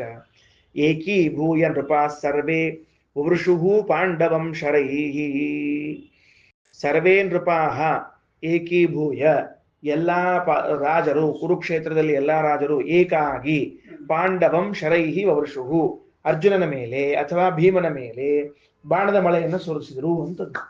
ಅಲ್ಲಿ ಏಕೀಭೂಯ ಅಂತನ್ನುವಲ್ಲಿ ಒಂದಾದ್ರು ಅಂದ್ರೆ ಕುರುಕ್ಷೇತ್ರದಾಗಿ 18 ಅಕ್ಷೋಹಿಣಿ ಸೈನ್ಯ ಇತ್ತು, 11 ಅಕ್ಷೋಹಿಣಿ ಸೈನ್ಯ ಕೌರವ್ರದು ಅಂದ್ರೆ ಏಕೀಭೂಯ ಅಂದ್ರೆ ಒಂದಾತು ಅಂದ್ರೆ 18 11 ಹೋತು. ಅದೇ ಅದೇ ಅದೇ ಹೇಳಿದ್ದಾರೆ, ಒಂದಾತು ಅಂತ ಆಗ್ಬೇಕಾಗ್ತವ. ಅದಕ್ಕೆ ಅಲ್ಲ ಅಂದ್ರೆ ಅದನ್ನ ಹೇಳಿದ್ರಿ. ಈಗ ಏಕಸ್ಥಾನೇ ವಾಸಃ ಅತ್ಯನುಕೂಲ ಚಿತ್ತದ ಅಂತ ಹೇಳಿ ಪ್ರಯೋಗ ತೋರಿಸಿಗತ್ತಾರ, ಹಂಗ ಅರ್ಥ ಮಾಡಬಾರ್ದು, ಐಕ್ಯ ಅಂತ ಅರ್ಥ ಮಾಡಬಾರ್ದು ಅಂತ. ಏಕೀಭೂಯ ನೃಪಾ ಸರ್ವೇ, ಅಲ್ಲಿ ಏಕೀಭೂಯ ಅಂದ್ರ ಒಗ್ಗಟ್ಟಿನಿಂದ ಅಂತ ಅರ್ಥ. ಯುದ್ಧಕ್ಕೆ ಹೆಂಗ್ ಹೋದ್ರವರು? ಒಗ್ಗಟ್ಟಿನಿಂದ ಹೋದ್ರು. ಅಂದ್ರೆ ಬೇರೆ ಬೇರೆ ಕಡೆ ಯುದ್ಧ ಮಾಡ್ಲಿಕ್ಕೆ ಹತ್ತಿದ್ರು, ಅರ್ಜುನ ಬಂದು ಕೂಡ್ಲೆ ಅವರಂದ್ರು ಅಲ್ಲಿ ಯುದ್ಧ ನಿಲ್ಲಿಸ್ಬಿಡ್ರಿ, ಒಗ್ಗಟ್ಟಿನಿಂದ ಅರ್ಜುನ ಒಬ್ಬನ ಜೊತೆ ಹೋರಾಟ ಮಾಡೋಣ ಅಂತ. ಏಕೀಭೂಯ ನೃಪಾ ಸರ್ವೇ ವವೃಷುಹು ಪಾಂಡವಂ ಶ್ರೀಹಿ, ಏಕೀಭೂತಾತು ಸಾ ಸೇನಾ ಪಾಂಡವಾನಭ್ಯವರ್ತತ, ಸೈನ್ಯ ಒಗ್ಗಟ್ಟಿನಿಂದ ಪಾಂಡವರ ಮೇಲೆ ದಾಳಿ ಮಾಡಿತು ಅಂತದ. ಅಲ್ಲಿ ಮತ್ತೆ ಏಕೀಭೂತ ಸೇನಾ ಅಂತದ, ಸೇನಾ ಒಂದಾತು ಅಂದ್ರೆ ಮತ್ತೆ ಚದುರಂಗ ಸೇನಾ ಒಂದಾದ್ರ ಮುಂದೇನ್ ಮತ್ತೆ ವ್ಯವಸ್ಥಾ. ಅದಕ್ಕೆ ಹೆಂಗ್ ಪ್ರಯೋಗ ಇರುವುದಿಲ್ಲೋ ಹಂಗ. ಇನ್ನ ನಚ ಏಕೀಭಾವ ಶಬ್ದ ಸ್ವರೂಪೈಕತ್ವ ವಿಷಯೇ ಪ್ರಯುಜ್ಯಮಾನ ಕುತ್ರಚಿತ್ ದೃಷ್ಟ, ಎಲ್ಲೂ ಏಕೀಭವಂತಿ ಅಂತ ಅನ್ನುವ ಶಬ್ದವನ್ನ ಸ್ವರೂಪ ಐಕ ವಿಷಯದಲ್ಲಿ ಅಂದ್ರೆ ಅವರ ಸ್ವರೂಪವು ಇವರ ಸ್ವರೂಪವು ಒಂದೇ ಆಗಿಬಿಟ್ಟವು ಅನ್ನೋ ಅರ್ಥದಲ್ಲಿ ಪ್ರಯೋಗ ಮಾಡಿದ್ದು ಕಂಡಿಲ್ಲ. ಶ್ರೀಮದಾಚಾರ್ಯ ಅಂತಾರ, ನಚ ದೃಷ್ಟ ಕುತ್ರಚಿತ್, ಎಲ್ಲೇ ಶಾಸ್ತ್ರದಲ್ಲಿ ಎಲ್ಲೇ ಪ್ರಯೋಗ ಹೆಂಗದ ಅಂದ್ರೆ ಅವು ಒಂದ್ ಕಡೆಗೆ ಬಂದ್ರು ಅಂತ ಅರ್ಥ ಮಾಡ್ರಿ, ಒಂದ ಬುದ್ಧಿ ಉಳ್ಳವರಾದ್ರು ಅಂತ ಅರ್ಥ ಮಾಡ್ರಿ, ಅಥವಾ ಒಗ್ಗಟ್ಟಿನಿಂದ ಕೆಲಸ ಮಾಡಿದ್ರು ಅಂತ ಅರ್ಥ ಮಾಡ್ರಿ. ಅದನ್ನ ಬಿಟ್ಟು ಒಂದಾದರು ಅಂದ್ರೆ ಎರಡು ವಸ್ತುಗಳು ಒಂದಾಗುವುದು ಹೇಗೆ? ಶ್ರೀಮದಾಚಾರ್ಯರು ಅದ್ವೈತ ದರ್ಶನಕ್ಕೆ ಮೂಲಭೂತವಾದ ಪ್ರಶ್ನೆ ಮಾಡ್ತಾರೆ. ಐಕ್ಯ ಚಿಂತನೆ ಇಲ್ಲ ಅಂದ್ರೆ ಅದು ತ ಹಚ್ಚಬಾರ್ದು. ಮತ್ತೊಮ್ಮೆ ಈ ಕನ್ನಡ ಶಬ್ದ ಐಕ್ಯತಾ ಅನ್ನೋದು ಐಕ್ಯ ಸಂಸ್ಕೃತ ಶಬ್ದ, ಏಕತಾ ಹಿಂಗ ಏಕತಾ ಭಾವ ಇಲ್ಲ, ಐಕ್ಯ ಭಾವ ಇಲ್ಲ. ಭಾವ ಅಂದ್ರೆ ಚಿಂತನ, ಐಕ್ಯ ಭಾವ ಇಲ್ಲ. ಇವು ನಮ್ಮ ಕನ್ನಡದವರಿಗೆ ಐಕ್ಯತಾ ಅಂತ ಬರೆದು ಎಲ್ಲ ತಪ್ಪು ಮಾಡಿ ಐಕ್ಯ ಅಂದಾಗ ಒಂದು ಭಾವ ಪ್ರತ್ಯಯ ಬಂದ್ಬಿಟ್ಟದ. ಏಕಸ್ಯ ಭಾವ ಐಕ್ಯಂ, ಮತ್ತು ಐಕ್ಯಸ್ಯ ಭಾವ ಐಕ್ಯತಾ ಬರುದಿಲ್ಲ ನಮ್ಮಲ್ಲಿ. ಅದಕ್ಕೆ ಏಕತಾ ಅಥವಾ ಐಕ್ಯ ಇಷ್ಟು ಹೇಳಬೇಕು. ಐಕ್ಯ ಚಿಂತನ ಐಕ್ಯ ಭಾವ ಅನ್ನೋದಿರುವುದಿಲ್ಲ. ಸರಿ, ಮುಂದೆ ನೋಡ್ರಿ. ಅದಕ್ಕಂದ್ರು ಏಕಃ ಪುರುಷೋಪಿ ಯದಾ ದ್ವಿಧಾ ಭೂತ್ವಾ ಏಕೀಭವತಿ ಇತ್ಯುಚ್ಯತೆ ತದಾಪಿ ಸ್ಥಾನೈಕ್ಯಮೇವ. ಅದಕ್ಕಂತಾರ ಆಚಾರ್ಯರು ಈ ಮೇಲಿಂದ ಅಂತೂ ತಿಳಿಸೋದಲ್ಲೋ, ಎಲ್ಲಿಯೂ ಸ್ವರೂಪ ಐಕ್ಯ ವಿಷಯದಲ್ಲಿ ಹಂಗೆ ಹೇಳಿಲ್ಲ. ಇನ್ನು ಎರಡನೇದ್ದು ಏಕಃ ಪುರುಷೋಪಿ, ಒಬ್ಬನೇ ಒಬ್ಬ ಪುರುಷ. ಯದಾ ಏಕಃ ಪುರುಷೋಪಿ ಯದಾ ದ್ವಿಧಾ ಭೂತ್ವ, ಒಬ್ಬನೇ ಒಬ್ಬ ಪುರುಷ ಎರಡಾಗಿ ಏಕೀಭವತಿ ಅಂತ ಹೇಳಿದ್ರೆ ತದಾಪಿ ಸ್ಥಾನೈಕ್ಯಮೇವ, ಅಲ್ಲಿಯೂ ಸಹಿತೇಕ ಸ್ಥಾನ ಐಕ್ಯವನ್ನೇ ಹೇಳಬೇಕೆ ಹೊರತಾಗಿ ಎರಡು ಹೋಗಿ ಒಂದಾತು ಅಂತ ಹೇಳೋ ಹಂಗೆ ಇಲ್ಲೇ ಇಲ್ಲ. ಉದಾಹರಣೆಗೆ ಏನು, ಒಬ್ಬ ವ್ಯಕ್ತಿ ಎರಡು ಆಗ್ತಾನಂತ ಇಟ್ಕೊಳ್ರಿ. ಒಬ್ಬ ವ್ಯಕ್ತಿ ಎರಡು ಹೆಂಗಾಗ್ಬೇಕ್ರಿ ಅಂದ್ರೆ, ನಾರಾಯಣ ಕೃಷ್ಣನಾಗಿ ಅವತಾರ ಮಾಡಿದ, ಎರಡಾದ್ನೋ ಇಲ್ಲೊಬ್ಬ ನಾರಾಯಣ, ಈ ಒಬ್ಬ ನಾರಾಯಣ ಎರಡಾದ. ಪುನಃ ಕೃಷ್ಣ ನಾರಾಯಣನಲ್ಲಿ ಐಕ್ಯ ಹೊಂದಿದ ಅಂತ ಶಬ್ದ ಪ್ರಯೋಗ ಮಾಡಿದರೆ, ನಾರಾಯಣನ ದೇಹದಲ್ಲಿ ಕೃಷ್ಣನ ರೂಪ ಹೋಗಿ ಕುಳಿತುಕೊಂಡಿದೆ ಅಂತ ಅರ್ಥ ಹೊರತಾಗಿ ಕೃಷ್ಣ ರೂಪ ಹೊರಟೇ ಹೋಗಿ ನಾರಾಯಣ ಆಗ್ಬಿಟ್ಟ ಅಂತ ಅರ್ಥ ಇಲ್ಲವೇ ಇಲ್ಲ. ಶ್ರೀಮದಾಚಾರ್ಯ ದೇವರಿಗೆ ಹಿಂಗಂದಾರ, ಉಳಿದವ್ರದ್ದು ಬಿಟ್ಬಿಟ್ರಿ ಮತ್ತೆ ನೀವು ಪರಿಸ್ಥಿತಿ ಹೆಂಗದ ಅರ್ಥ ಆಯ್ತಾ? ನೋಡ್ರಿ ಹೆಂಗದ ವಾಕ್ಯ ಹೆಂಗದ. ಏಕಃ ಪುರುಷೋಪಿ, ಒಬ್ಬ ಪುರುಷ ದೃಷ್ಟಾಂತತ್ವೇನ ಯದಾ ದ್ವಿಧಾ ಭೂತ್ವ, ಎರಡು ರೂಪದಲ್ಲಿ ಇದ್ದು ಏಕೀಭವತಿ ಇತ್ಯುಚ್ಯತೆ, ಕೃಷ್ಣ ನಾರಾಯಣ ಜೊತೆಗೆ ಐಕ್ಯ ಹೊಂದಿಬಿಟ್ಟ ಅಂತಂದ್ರ ತದಾಪಿ ಸ್ಥಾನೈಕ್ಯಮೇವ, ಬೇರೆ ಅಲ್ಲ ಅಂತಂದ್ರೆ ಅದಕ್ಕಂತಾರೆ. ಯಾಕಂದ್ರೆ ಸ್ವರೂಪೈಕ್ಯಸ್ಯ ಪೂರ್ವಮೇವ ಸಿದ್ಧತ್ವಾತ್, ಸ್ವರೂಪೈಕ್ಯ ಆಗೋ ಪ್ರಸಂಗ ಇಲ್ಲದ, ಸ್ವರೂಪ ಅಂಬುದು ಸಿದ್ಧನೇ ಅದ. ಇದು ನಾರಾಯಣನು ಭಗವತ್ ಸ್ವರೂಪ, ಕೃಷ್ಣನು ಭಗವತ್ ಸ್ವರೂಪ ಅಂತ ಮೊದಲೇ ಸಿದ್ಧದ. ಅಲ್ಲೇನ್ ಐಕ್ಯ ಹೇಳ್ಬೇಕಾಗಿದೆ? ಅರ್ಜುನ ಮತ್ತು ಇಂದ್ರದೇವರು ಇಬ್ರು ಒಬ್ಬರೇ ಸ್ವರೂಪನೋ ಬೇರೆ ಸ್ವರೂಪನೋ? ಒಬ್ಬರೇ ಸ್ವರೂಪ. ಸ್ವರೂಪೈಕ್ಯ ಅಂಬೋದು ಈ ಮೊದಲೇ ಸಿದ್ಧ ಇದ್ದಾಗ ಈ ರೂಪ ಐಕ್ಯ ಹೊಂದೇದ ಅಂತಂದ್ರೆ ಒಂದೊಳಗೊಂದು ಸೇರ್ಕೊಂಡದಂತ ಇಷ್ಟ ಅರ್ಥ ಹೊರತಾಗಿ ಒಂದ ಆಗ್ಬಿಡ್ತು ಒಂದು ಹೋಗ್ಬಿಡ್ತು ಅಂತ ಅರ್ಥ ಅಲ್ಲ. ಕಲ್ಪನಾ ಅಂತ ಹೇಳಿದ್ದೇನಂತ, ಭಗವಂತನ ದೇಹದೊಳಗ, ನಾರಾಯಣನ ಮೂಲ ರೂಪ ದೇಹದೊಳಗ ರಾಮನು ಹೋಗ್ಕೂತಾನ, ಕೃಷ್ಣನು ಹೋಗ್ಕೂತಾನ, ನರಸಿಂಹನು ಹೋಗ್ಕೂತಾನ, ಎಲ್ಲ ಹೊಟ್ಟೆಗ ಅವು ಯಾರು ಒಂದಾಗಿಲ್ಲ, ಅವು ಒಂದಾಗುವುದೂ ಇಲ್ಲ. ಅಭಿನ್ನ ಇಲ್ಲ. ಅಭಿನ್ನ ಅಂದ್ರೆ ಹೆಂಗ? ಸ್ವರೂಪ ಒಂದು ಅಂತ ಅರ್ಥ. ಅದಕ್ಕೆ ಅಭಿನ್ನ ಅಂದ್ರೆ ಸ್ವರೂಪ ಒಂದು ಅಂತ ಅರ್ಥ ಹೊರತಾಗಿ ಒಂದಕ್ಕೊಂದು ರೂಪ ಕಲಿಸಿ ಹೋಗ್ತದೆ ಅಂತ ಅರ್ಥ ಇಲ್ಲ. ಎಲ್ಲೂ ಇಲ್ಲ. ಹಂಗೆ ಹೇಳಲೇಬಾರ್ದಂತ ಶ್ರೀಮದಾಚಾರ್ಯ, ಹಂಗೆ ಹೇಳೋಂಗಿಲ್ಲ. ಅರ್ಥ ಆಯ್ತಾ ಅಂತ ಹೇಳಿದ್ದು? ಒಂದು ಸ್ವರೂಪ ಒಂದೇ, ಭಗವಂತನ ಸ್ವರೂಪ ಒಂದೇ, ಆದ್ರೆ ಎರಡು ವಸ್ತು ಒಂದಾಗಂಗಿಲ್ಲ, ಒಂದಾಗ್ಲಿ ಚಾನ್ಸ್ ಇಲ್ಲ. ಅರ್ಥ ಆಯ್ತಾ ಹೇಳಿದ್ದು? ಸರಿ, ಮತ್ ನೋಡೋಣ ಅಂತ. ಇಲ್ಲ ಮತ್ತವಂತ ನಚ ಅಜ್ಞಾತ ಏಕತ್ವೇ ಪುನರ್ಜ್ಞಾತೆ ಐಕ್ಯಂ ಪ್ರಾಪ್ತ ಇತಿ ಪ್ರಯೋಗೋ ದೃಶ್ಯತೆ. ಅವೇನಂತಾನ, ಇಲ್ರಿ ಸ್ವರೂಪೈಕ್ಯ ಮೊದಲೇ ಸಿದ್ಧ ಇರ್ಲಿ, ಆದ್ರೆ ಮೊದಲು ತಿಳಿದಿದ್ದಿಲ್ಲ, ಆಮೇಲೆ ತಿಳಿತು, ಅದಕ್ಕಾಗಿ ಮತ್ತೆ ನಾವು ಐಕ್ಯ ಹೊಂದಿದ ಅಂತ ಅಂತೀವಿ ಅಂದ್ರೆ ಹಂಗೂ ಸಹಿತ ಎಲ್ಲೂ ಪ್ರಯೋಗ ಇಲ್ಲ. ಏನು ಅಂದ್ರ, ಮತ್ತ ಇದು ಅರ್ಜುನ ಇಂದ್ರನ ಸ್ವರೂಪ ಆಗಿದ್ದಾನೆ, ಆದ್ರೆ ಅವನಿಗೆ ಗೊತ್ತಿದ್ದಿದ್ದಿಲ್ಲ ಅಂತ ಮೊದ್ಲು. ಆಮೇಲೆ ಗೊತ್ತಾತಂತ ಏನಂತ, ನಾನೇ ಇಂದ್ರ ಅಂತ ಗೊತ್ತಾತಂತ. ಅಲ್ಲೇನು ಐಕ್ಯ ಹೇಳ್ತೀವಲ್ಲ, ಅದು ಈ ಅಭಿಪ್ರಾಯದಲ್ಲಿ ಹೇಳ್ತೀವಿ. ಸ್ವರೂಪ ಐಕ್ಯ ಅಂತಂದ್ರೆ ನಾನೇ ಇಂದ್ರ ಅಂತ ಗೊತ್ತಾತು ಅನ್ನೋ ಅಭಿಪ್ರಾಯದಲ್ಲಿ ಸ್ವರೂಪ ಐಕ್ಯ ಅಂತೀನಿ. ಅಂದ್ರೆ ತನ್ನ ಸ್ವರೂಪ ಗೊತ್ತಾಯಿತು ಅಂತರ ಹೊರತಾಗಿ ಯಾರೂ ಸ್ವರೂಪ ಐಕ್ಯ ಆತು ಅಂತ ಪ್ರಯೋಗ ಮಾಡೋದಿಲ್ಲ. ಅರ್ಥ ಆಯ್ತಾ? ನೋಡ್ರಿ ಮುಂದೆ ಏನಂತಾರ, ನಚ ಅಜ್ಞಾತೆ ಏಕತ್ವೇ, ಏಕತ್ವವು ತಿಳಿದಿದ್ದಿಲ್ಲ, ಪುನರ್ಜ್ಞಾತೆ ಮತ್ತು ತಿಳಿದಾಗ ಐಕ್ಯಂ ಪ್ರಾಪ್ತ ಇತಿ ಪ್ರಯೋಗ. ಹಂಗ ಪ್ರಯೋಗ ಮಾಡ್ತೀನಿ, ಐಕ್ಯ ಒಂದ ಅಂತ ಪ್ರಯೋಗ ಮಾಡ್ತೀನಿ ಅಂದ್ರೆ ನ ದೃಶ್ಯತೆ, ಹಂಗ ಪ್ರಯೋಗ ಮಾಡಿಲ್ಲ. ಏನಂತಾರ, ಕಿಂತು ಜ್ಞಾತ ಇತ್ತೇವ ಪ್ರಯುಜ್ಯತೆ, ಅವನಿಗೆ ಇವ ರೂಪ ಗೊತ್ತಾಯಿತು ಅನ್ಬೇಕು ಹೊರತಾಗಿ ಬೇರೆದಲ್ಲ. ಕ್ಲಿಯರ್ ತಿಳಿತೇನೋ? ಹಾ, ತಸ್ಮಾತ್ ಭಾವಸಹಿತ ಏಕ ಶಬ್ದ ನ ಸ್ವರೂಪ ವಾಚಿ. ಅದಕ್ಕೆ ಏಕೀ ಭವತಿ ಎನ್ನುವಲ್ಲಿ ಐಕ್ಯ ಅಂತ ಏನಿರ್ತದೆ ಅದು ಎಂದೂ ಸ್ವರೂಪವಾಚಿ ಆಗುವುದಿಲ್ಲ. ಮತ್ತು ನಹಿ ಪೂರ್ವಂ ಭಿನ್ನಸ್ಯ ಪಶ್ಚಾತ್ ಸ್ವರೂಪೈಕ್ಯಂ ಭವತಿ. ಮೊದಲಿಗೆ ಭಿನ್ನವಾಗಿ ಇದ್ದದ್ದು ಆಮೇಲೆ ಎಂದೂ ಒಂದಾಗ್ಲಿಕ್ಕೆ ಸಾಧ್ಯವಿಲ್ಲ. ಕಿಂತು ಸಂಸರ್ಗಯೇ ಭವತಿ. ಆದ್ರೆ ಒಂದ್ರೊಳಗೆ ಒಂದ್ ಸೇರ್ಕೊಂಡು ಹಾಲು ನೀರು ಯಾವಾಗ್ಲೂ ಬೇರೆ ಬೇರೆ ಎಂದೂ ಒಂದಾಗಂಗಿಲ್ಲ. ಒಂದ್ ಭಾಂಡೆ ಹಾಕಿದ್ರಿ ಅಂದ್ರೆ ಒಂದ್ ಕಡೆ ಹಾಲು ನೀರು ಬಂದು ಅಂತ ಇಷ್ಟ ಅರ್ಥ ಹೊರತಾಗಿ ಹಾಲು ನೀರು ಒಂದಾದು ಅಂತ ಅಲ್ಲದಕ್ಕೆ. ಹಂಗ ಹಾಲು ನೀರು ಒಂದಾಗ್ಬಿಟ್ಟಿದ್ರೆ ಹಾಲು ಕಾಸ್ಲಿಕ್ಕೆ ಇಟ್ಟಾಗ ನೀರಷ್ಟೇ ಹೋಗಿ ಹಾಲು ಉಳಿಬಾರ್ದ್ರಿ, ಹಾಲು ಹೋಗ್ಬಿಡ್ಬೇಕು ಜೊತೆಗೆ. ಏನು ಹಾಲು ಉಳಿತದಿಲ್ಲೋ? ನೀರೇನಾಗ್ತದೆ? ಹಾ, ಮತ್ತೆ ಯಾಕೆ ಹೋತ್ ಹಂಗಾರ? ಮತ್ತೆ ಹಾಲು ಹೋಗ್ಬಿಡ್ಬೇಕಾಯ್ತು. ಹಂಗಿದ್ರೆ ಹಾಲಿನಲ್ಲಿದ್ದ ನೀರಿನಂಶ ಹಾಲು ಎರಡೂ ಒಂದೇ ಪಾತ್ರೆ ಹಾಕಿದ್ರು ಸಂಸರ್ಗ ಸಂಬಂಧ ಒಂದ್ ಕಡೆ ಕೂಡ್ತ ಹೊರತಾಗಿ ಏನಾಗಿಲ್ಲ. ಮತ್ತದು ಐಕ್ಯ ಅಲ್ಲ, ಮಿಕ್ಸ್. ಮಿಕ್ಸ್ ಆಗಿಲ್ಲ. ಮಿಕ್ಸ್ ಆಗಿದ್ರೆ ಎರಡು ಕೂಡ ಹೋಗ್ಬೇಕಾಗಿತ್ತು. ತಿಳಿತಿಲ್ಲೋ? ಹಂಗೆ ಇರ್ತಾವ, ಹಂಗೆ ಉಳಿತಾವ. ಅದಕ್ಕೆ ಸಂಸರ್ಗ ಕೂಡ್ಕೊಂಡು ಅನ್ಬೇಕಾರೆ ಒಂದ್ ಕಡೆ ಕೂತ್ಕೊಂಡು ಅಂತ. ಅದಕ್ಕೆ ಮಾಮ ಹಾಲ್ನ್ಯಾಗ ಹಾಲು ಕಾಸಿಗೆ ಇಟ್ಟಿರ್ತಾರೆ ನೋಡ್ರಿ. ಮೊದ್ಲಿಗೆಲ್ಲ ಹೆಂಗ್ ಮಾಡ್ತೀರಿ? ಹಾಲು ಕಾಸಿಗೆ ಇಟ್ಟಾಗ ಸುಮ್ಮನೆ ಹೇಳ್ತೀನಿ, ಗೊತ್ತಿಲ್ಲ, ಒಲೆ ಮೇಲೆ ಇಟ್ಟಿರ್ತೀರಿ.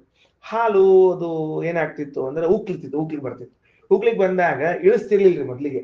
ನೀರ್ ಗೊಸ್ತಿದ್ರು ಮೊದ್ಲು. ನೆನಪದ? ನೀರ್ ಗೊಸ್ತಿದ್ರು ಉಕ್ಬಾರ್ದು, ನೀರ್ ಗೊಸ್ತಿದ್ರು. ಇದು ಎಷ್ಟು ಸಿಂಪಲ್. ಇದನ್ನ ಒಬ್ಬ ಕವಿ ಎಷ್ಟು ಚಂದ ಬರ್ದಾನ ಅಂದ್ರೆ ಏನು ಅಂದ್ರೆ ಹಾಲು ನೀರು ಇಬ್ರು ಜೊತೆಗಿದ್ದಿಷ್ಟು ಫ್ರೆಂಡ್ ಆಗಿಬಿಟ್ಟಿದ್ರು ಅಂದ್ರೆ ಭಾರಿ ಫ್ರೆಂಡ್ ಆಗಿದ್ರು ಅಂತ. ಫ್ರೆಂಡ್ ಆಗಿದ್ರು ಅಂದ್ರೆ ಸ್ನೇಹಿತನ ಲಕ್ಷಣ ಹೇಳೋ ಕಾಲಕ್ಕೆ ಇದು ಹೇಳಿಕತ್ತಾರೆ. ಒಲಿ ಮೇಲೆ ಇಟ್ರಂತ. ಒಲಿ ಮೇಲೆ ಇಟ್ಕೊಳ್ಳಿ ಪಾಪವ ನೀರು ಅದು ಮ್ಯಾಲ ಹೊಂಟ್ತಿರಲಿಲ್ಲ, ಆಗ ಮ್ಯಾಲ ಹೊಂಟು. ಇದಕ್ಕೆ ತಡ್ಕೊಳಿಕ್ ಆಗ್ಲಿಲ್ಲ ಹಾಲಿಗೆ. ನಮ್ ಸ್ನೇಹಿತ ಮ್ಯಾಲ ಹೊಂಟಾನಂತ ತಾನು ಮ್ಯಾಲ ಬರ್ಲಿಕತ್ತೆ ಅಂತ ಭಾಂಡ್ಯಾಗ. ಅಯ್ಯೋ ಅವ್ ಮ್ಯಾಲ ಹೊಂಟ, ನಾ ಏನ್ ಮಾಡ್ಲಿ ಅಂತ ಮ್ಯಾಲ ಬರ್ಲಿಕತ್ತೆ ಅಂತ.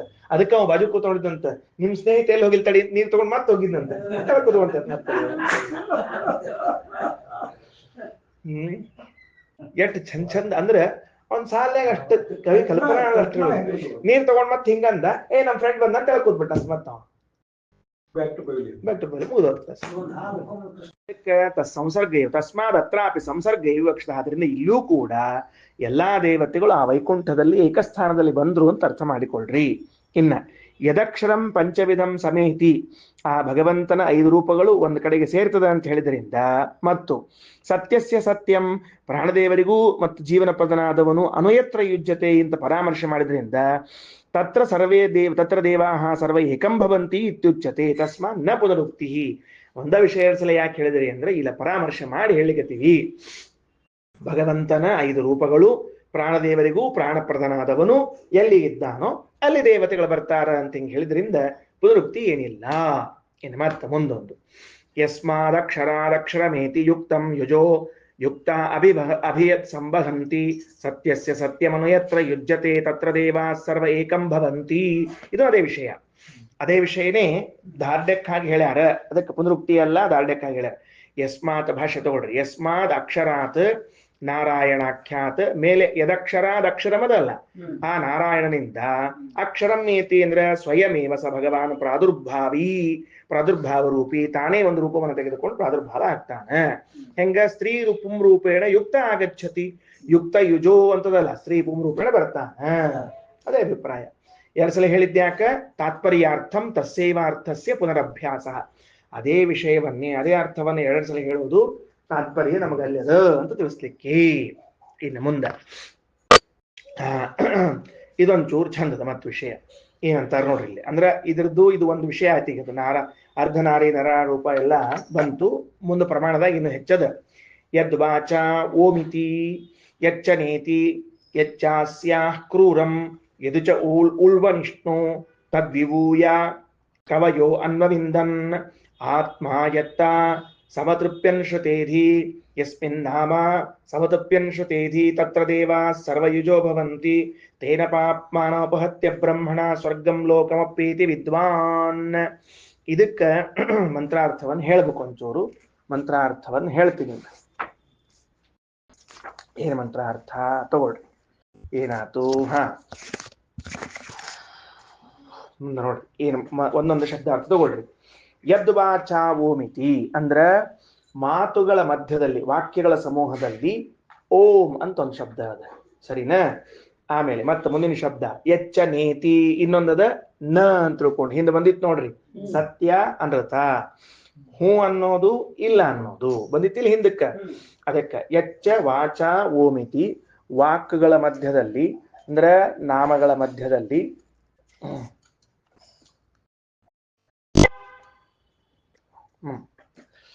ಎಚ್ಚ ವಾಚಾ ಓಮಿತಿ, ಅದೇನು ವಾಕ್ಯಗಳ ಮಧ್ಯದಲ್ಲಿ ಓಂ ಅಂದ್ರೆ ಹೂ ಅನ್ನುವ ಶಬ್ದ, ಎಚ್ಚ ನೇತಿ ಇಲ್ಲ ಅನ್ನುವಂತಹ ಶಬ್ದ, ಎಚ್ಚ ಅಸ್ಯಾಹ ಕ್ರೂರಂ ಯದುಚ ಉಳ್ಬನಿಷ್ಣು. ಅಷ್ಟೇ ಅಲ್ಲ, ಈ ವಾಕ್ಯಗಳ ಮಧ್ಯದಲ್ಲಿ ಕ್ರೂರಂ ಅಂದ್ರೆ ಅರ್ಥತಃ ಕಠಿಣಂ, ಉಳ್ಬನಿಷ್ಣು ಅಂದ್ರೆ ಶಬ್ದತಃ ಕಠಿಣಂ ಅಂತ ಅರ್ಥ. ಬರೆದಿಟ್ಕೊಳ್ರಿ, ಕ್ರೂರ ಮತ್ತು ಉಳ್ಬನಿಷ್ಣು ಅನ್ನೋ ಶಬ್ದಕ್ಕೆ ಅರ್ಥ ಏನು ಅಂತ ಬರ್ಕೋಬೇಕು ನಾವು. ಇಲ್ಲಾಂದ್ರೆ ಗೊತ್ತಾಗಿಲ್ಲ. ಅಂದ್ರೆ ನಾವಾಡುವ ಮಾತುಗಳಲ್ಲಿ ಕೆಲವು ಓಂ ಅನ್ನುವಂತಹ ಮಾತುಗಳು, ಕೆಲವು ನಿಷೇಧಾತ್ಮಕವಾದ ಮಾತುಗಳು, ಕೆಲವು ಅರ್ಥ ಕಠಿಣ ಇರ್ತದೆ, ಕೆಲವು ಶಬ್ದ ಕಠಿಣ ಇರ್ತದೆ. ಇಂತಿಂತಹ ಮಾತುಗಳನ್ನು ಆಡ್ತಿರ್ತೇವೆ.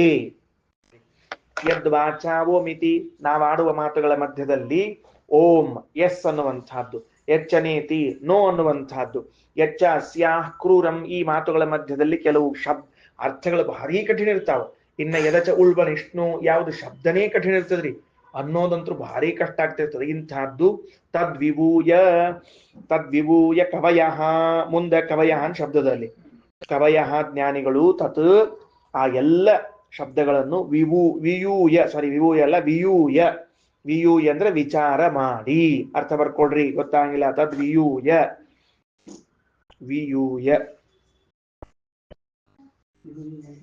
ವಿಚಾರ ಮಾಡಿ.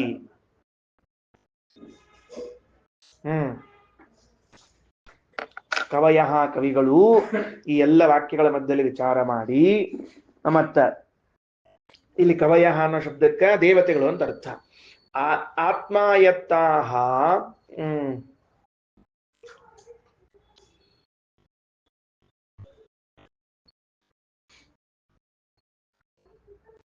ಹಂಗ ವಿಚಾರ ಮಾಡಿ. ನಾಮಾಯತ್ತಾಹ, ನಾಮಾಧೀನವಾಗಿದೆ. ನಾಮಾಧೀನ ಆಗಿದೆ ಅಂದ್ರೆ ನಾಮ ಅರ್ಥಗಳು. ಅಂದ್ರ ಇಡೀ ನೀವೇನು ವೇದದಲ್ಲಿ ಶಾಸ್ತ್ರದಲ್ಲಿ ಶಬ್ದಗಳು ಬರ್ತದೋ ಅವೆಲ್ಲವೂ ಕೂಡ ಭಗವಂತನ ಹೆಸರುಗಳಾಗ್ಯಾವ, ಅವನ ಮಹಿಮೆಯನ್ನೇ ಪ್ರತಿಪಾದನೆ ಮಾಡ್ಲಿಕ್ಕೆ ಹೊರಟಾವ ಎಂಬುದನ್ನು ಅನ್ವವಿಂದನ್ ತಿಳಿದರು. ಸರಿ ಆಯ್ತಾ? ಈಗ ನಾಮಾಯತ್ತ ಅನ್ನೋ ಶಬ್ದಕ್ಕೆ ಅರ್ಥ ಏನು? ಭಗವಂತನ ನಾಮ ಅಂದ್ರ ಗುಣಗಳನ್ನು ಪ್ರಕಾಶಗೊಳಿಸುವಂಥವುಗಳು. ನಾಮ ಆಯತ್ತ, ಆಯತ್ತ ಅಂದ್ರೆ ಅಧೀನ. ಹಂಗಾರ ಜ್ಞಾನಿಗಳು, ಇದು ದೇವತೆಗಳು ಜ್ಞಾನಿಗಳು ಏನ್ ಮಾಡಿದ್ರು ಅಂದ್ರೆ ಒಟ್ಟ ಶಬ್ದ ಪ್ರಪಂಚವನ್ನು ನೋಡಿದ್ರು. ಆ ಶಬ್ದ ಪ್ರಪಂಚದಲ್ಲಿ ಓಂ ಅಂಗೀಕಾರವನ್ನ, ಓಂ ಎನ್ನುವಂತಹ ಶಬ್ದಗಳವ, ನ ಅನ್ನುವಂತಹದ್ದವ, ಅರ್ಥತಃ ಕಠಿಣವಾದ್ದು, ಶಬ್ದತಃ ಕಠಿಣವಾದದ್ದು, ಮಿತ ಅಮಿತ, ಹಿಂಗೆಲ್ಲ ಏನೇನ್ ಭೇದಗಳವೋ ಅವೆಲ್ಲ ಮತ್ತೆ ಚಂದ ಮಥನ ಮಾಡಿ ಏನ್ ತಿಳ್ಕೊಂಡ್ರು ಅಂದ್ರೆ ಈ ಎಲ್ಲ ನಾಮಗಳು ಕೂಡ, ಈ ಎಲ್ಲ ಶಬ್ದಗಳು ಕೂಡ ಭಗವಂತನ ನಾಮ ಆಗ್ಯಾವ, ಭಗವಂತನ ಮಹಿಮೆಯನ್ನೇ ಹೇಳಿಕ್ ಹೊರಟಾವ ಅಂತ ತಿಳ್ಕೊಂಡ್ರು. ಯದ್ವಾಚಾವೋ ಮಿತಿ ಯಚ್ಚ ನೀತಿ ಯಚ್ಚಾಸ್ಯಾಃ ಕ್ರೂರಂ ಯದುಚ ಉಳ್ಬನಿಷ್ಣು ತದ್ವಿಯೂಯ ಕವಯೋ ಅನ್ವವಿಂದನ್ ನಾಮ ಯತ್ತ ಸಮತೃಪ್ಯತ್ ಶ್ರುತೇಧಿ. ಸಮತೃಪ್ಯನ್ ಏನ್ ಮಾಡಿದ್ರು? ತಸ್ಮಿನ್ ಈ ತಿಳ್ಕೊಂಡ ಜ್ಞಾನ ಏನಾಗಬೇಕು ಮುಂದೆ? ಶ್ರುತೆ ಅಂದ್ರೆ ಪರಿಪಕ್ವವಾದಾಗ. ನೋಡ್ರಿ, ಸಮತೃಪ್ಯನ್ ಶ್ರುತೇಧಿ ಅಂತದಲ್ಲ, ಅದ ಪದಚ್ಛೇದ ಹೆಂಗ್ ಮಾಡ್ಬೇಕು? ಸಮತೃಪ್ಯನ್ ಶ್ರುತೇಧಿ ಅಂತ ಮಾಡ್ಬೇಕು. ಶ್ರುತೇ ಅಧಿ, ಅದು ಚಂದ ಪಕ್ವ, ಅದು ಶ್ರುತೆ ಅಂದ್ರೆ ಪಕ್ವವಾದಾಗ. ಅಧಿ ಸಮತೃಪ್ಯನ್ ಮುಕ್ತರಾದರು ಅಂದ್ರೆ ಎಲ್ಲಾ ನಾಮಗಳು ಭಗವಂತನ ಹೇಳ್ತಾವ, ಎಲ್ಲಾ ನಾಮಗಳು ಭಗವಂತನ ಹೇಳ್ತಾವ. ಅಂದ್ರೆ ನಾಮಗಳಲ್ಲ, ಎಲ್ಲಾ ಶಬ್ದಗಳು ಭಗವಂತನ ನಾಮ, ಎಲ್ಲಾ ಭಗವಂತನ ಅರ್ಥ ಅಂತ ತಿಳಿದುಕೊಂಡದ್ದರಿಂದ ಅವರೇನಾದರು ಅಂದ್ರೆ ಮುಕ್ತರಾದರು. ಕಲ್ಪನಾ ಬಂತ ಹೇಳಿದ್ದೇನಂತ? ಸರಿ ಆಯ್ತಾ? ಹಾಗಾಗಿ ಯದ್ವಾಚಾವೋಮಿತಿ ಯಚ್ಚ ನೀತಿ ಯಚ್ಚಾಸ್ಯಾಃ ಕ್ರೂರಂ ಯದುಚ ಉಳ್ಬನಿಷ್ಣು ತದ್ವಿಯೂಯ ಕವಯಃ ಅನ್ವವಿಂದನ್ ನಾಮಾಯತ್ತ ಸಮತೃಪ್ಯನ್ ಶ್ರುತೆ ಅಧಿ. ಶ್ರುತೆ ಅಂದ್ರೆ ಆ ಜ್ಞಾನ ಪಕ್ವವಾದಾಗ ಅಧಿ ಸಮತೃಪ್ಯತ್, ಭಾರಿ ತೃಪ್ತರಾದ್ರು. ಭಾರಿ ತೃಪ್ತರಾದ್ರು ಅಂದ್ರೆ ಏನು? ಮುಕ್ತರಾದ್ರು ಅಂತ ತಾತ್ಪರ್ಯ. ಸರಿನಾ? ಯಸ್ಮಿನ್ ನಾಮ ಸಮತೃಪ್ಯನ್ ಶ್ರುತೇಧಿ. ಮುಂದ ಮತ್ತ ಯಸ್ಮಿನ್ ಯಾವ ಭಗವಂತನಲ್ಲಿ ಎಲ್ಲಾ ನಾಮಗಳು ಅಂದ್ರೆ ಅವನ ಭಗವಂತನ ಗುಣಗಳನ್ನು ಕರ್ಮಗಳನ್ನು ಹೇಳ್ತದ ಅಂತ ಅನ್ನೋದು ಅಧಿಶ್ರುತ್ಯ ಮತ್ತೆ ಪರಿಪಕ್ವ ಮಾಡಿಕೊಂಡಾಗ ಸಮತೃಪ್ಯನ್ ಮುಕ್ತರಾದರು ಅಂತ ಎರಡು ಸರ್ತಿ ಯಾಕ ತಾತ್ಪರ್ಯ ನಮಗೆ ಅದರಲ್ಲಿ ತಾತ್ಪರ್ಯದ ಅಂತ ಹೇಳಿಕ್ ಹೊರಟಾರ. ತತ್ರ ದೇವಾಹ ಸರ್ವಯುಜೋ ಭವಂತಿ. ಅಲ್ಲಿ ಮುಕ್ತರಾದ ಮೇಲೆ ಭಗವಂತನ ಸಮೀಪದಲ್ಲಿ ದೇವತೆಗಳು ಸರ್ವಯುಜ ಮನಸ್ಸು ಮಾತು ದೇಹ ಎಲ್ಲದರಿಂದ ಕೂಡಿಕೊಂಡವರಾಗಿ ಆ ಭಗವಂತನನ್ನೇ ಸಾಧನೆ ಸೇವೆ ಮಾಡ್ಕೋತಿರ್ತಾರೆ. ಸರ್ವಯುಜ ಭವಂತಿ ಸರ್ವಯುಜೋ ಭವಂತಿ.